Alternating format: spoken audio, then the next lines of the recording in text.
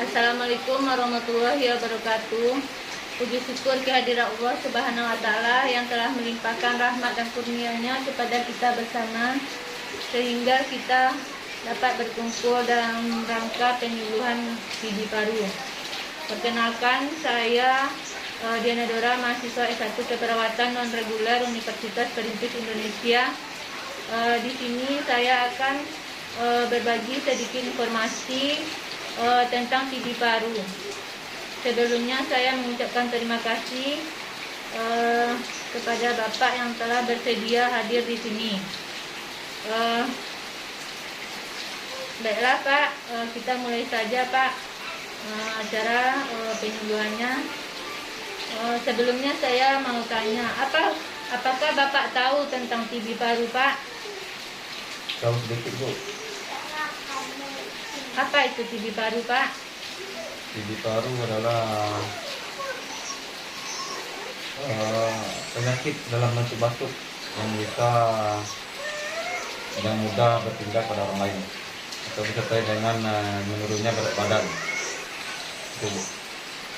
Iya Pak. Baiklah Pak, saya akan menjelaskan atau memberikan informasi tentang TB Paru ya Pak. Apa itu TB Paru? TB Paru yaitu yang dikenal dengan TBC adalah penyakit menular langsung yang disebabkan oleh kuman TB, yaitu Mycobacterium tuberculosis. Kemudian macam-macam tuberkulosis yaitu ada TB paru, ada TB kelenjar, ada TB kulit, dan ada TB tulang.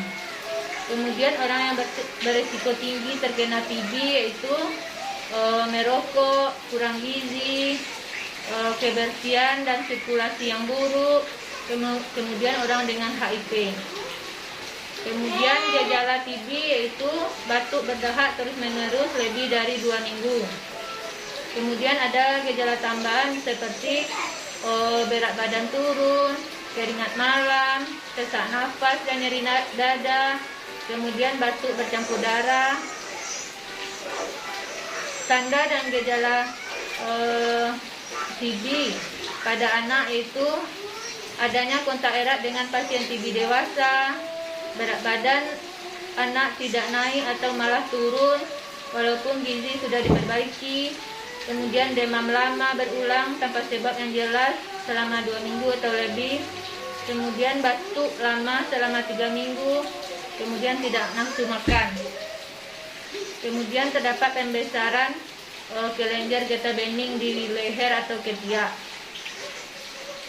Bagaimana untuk memastikan TB? Yaitu dengan pemeriksaan dahak ya Pak, dahak sewaktu, dahak pagi.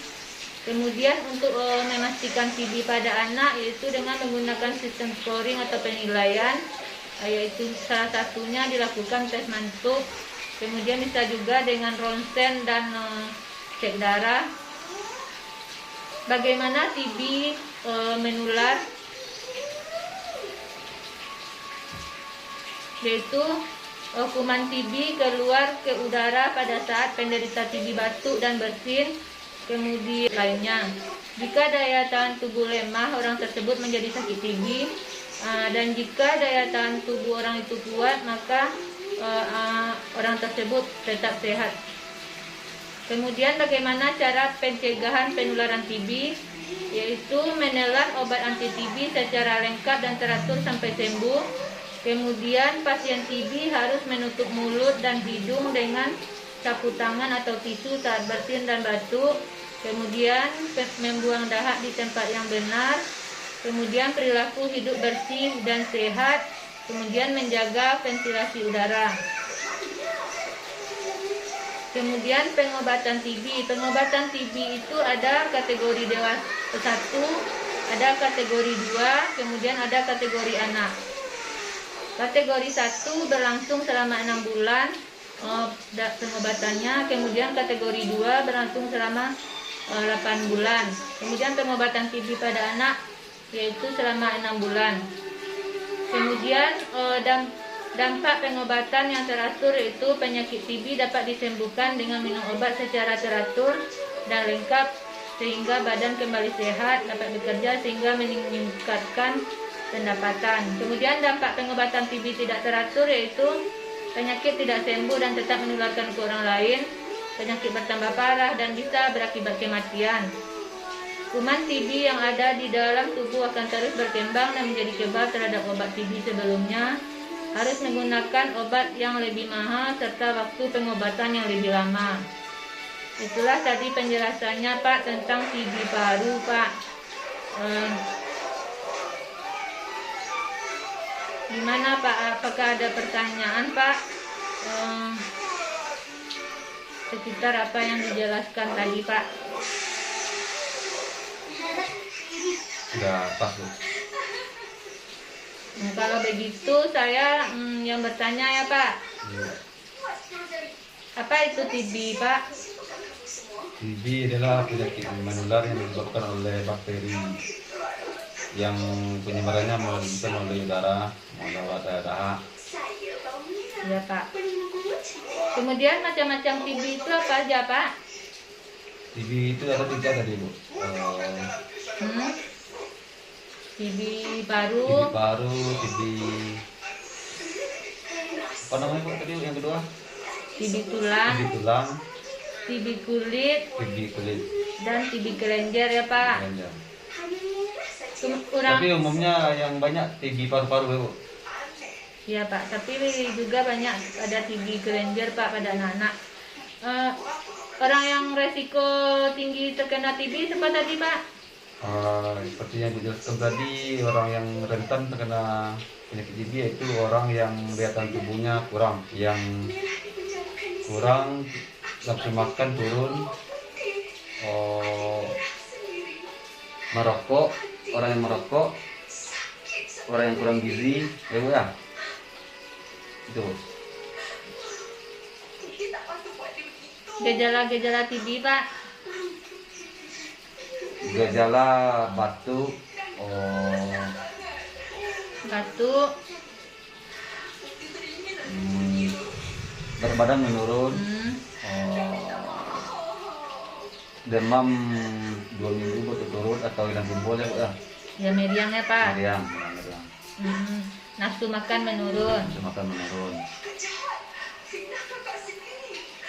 Kalau pengobatan TB, kalau pencegahannya gimana Pak? Pencegahannya itu Bu,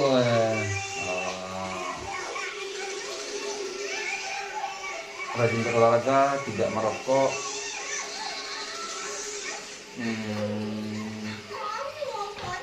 menjaga ventilasi udara atau rumah. Kalau bagi penderita itu waktu dia batuk itu menutup mulutnya dengan tisu atau membuang dahaknya pada tempatnya. Iya Pak. Terima kasih Pak jawabannya Pak. Ya, Bu. Jadi kita simpulkan ya Pak,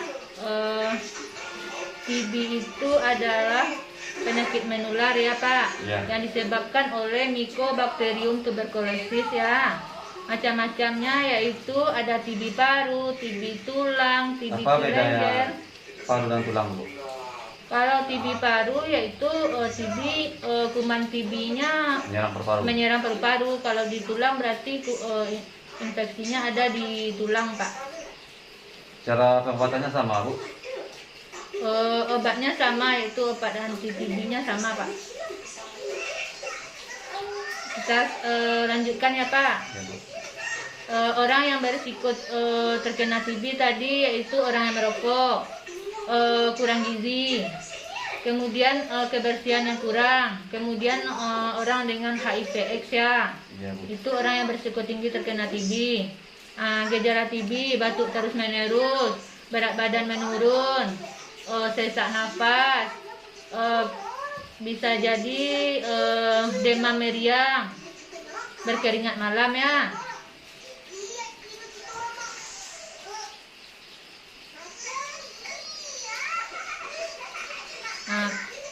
Bagaimana TB itu menular? Itu dengan melalui udara, droplet yang melalui bersin ya Pak ya. Ya, Bu. Bagaimana cara pencegahan TB? Itu perilaku hidup bersih dan sehat, sering cuci tangan. Kalau batuk kita tutup dengan tangan atau membuang dahak pada tempatnya ya Pak. Nah, itulah tadi kesimpulannya Pak tentang TB paru. Terima kasih ya Pak atas waktunya. Saya sudahi dengan wabillahi taufiq wal hidayah. Assalamualaikum warahmatullahi wabarakatuh.